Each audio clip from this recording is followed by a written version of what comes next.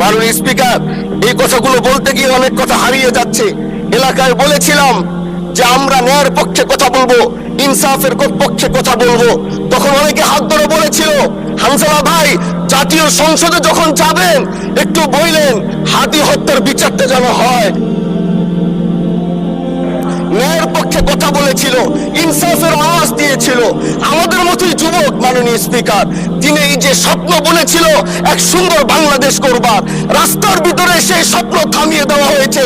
এই বিচার যদি না হয় তাহলে আমাদের মতো আন্দোলনের নিরাপত্তাও রাস্তায় কেউ দিতে পারবে না মাননীয় স্পিকার।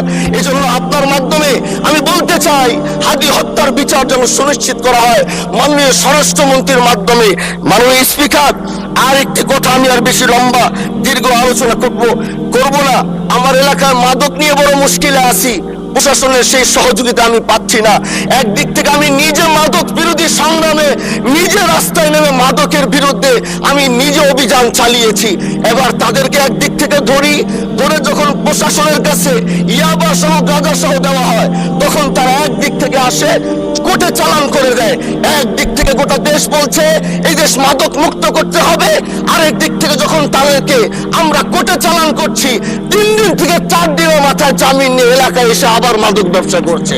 এই জন্য মাননীয় আইনমন্ত্রীকে বলবো, আপনি এই ইয়াবা গাঁজা যেই বড় বড় নেশাগুলো আমাদের দেশে বেশি সচরাচর চলছে, এই বিষয়ে আইনটাকে আরেকটু মজবুত যদি করবেন, তাহলে আমরা মনে করব আমরা এই দেশ আর এই সমাজটাকে আমরা হয়তো আগামীর বাংলাদেশ, আগামীর যারা যুবক, মাননীয় স্পিকার আপনার খারাপ লাগবে, যুবকগুলো গ্রামের তারা ধ্বংস হয়ে যাচ্ছে। আমাদের চোখের সামনে যখন একজন যুবক ধ্বংস হয়ে যায়, এটা অন্যরা মেনে নিতে পারলেও আমাদের পক্ষে মারা বড় কষ্ট হয়ে যায়।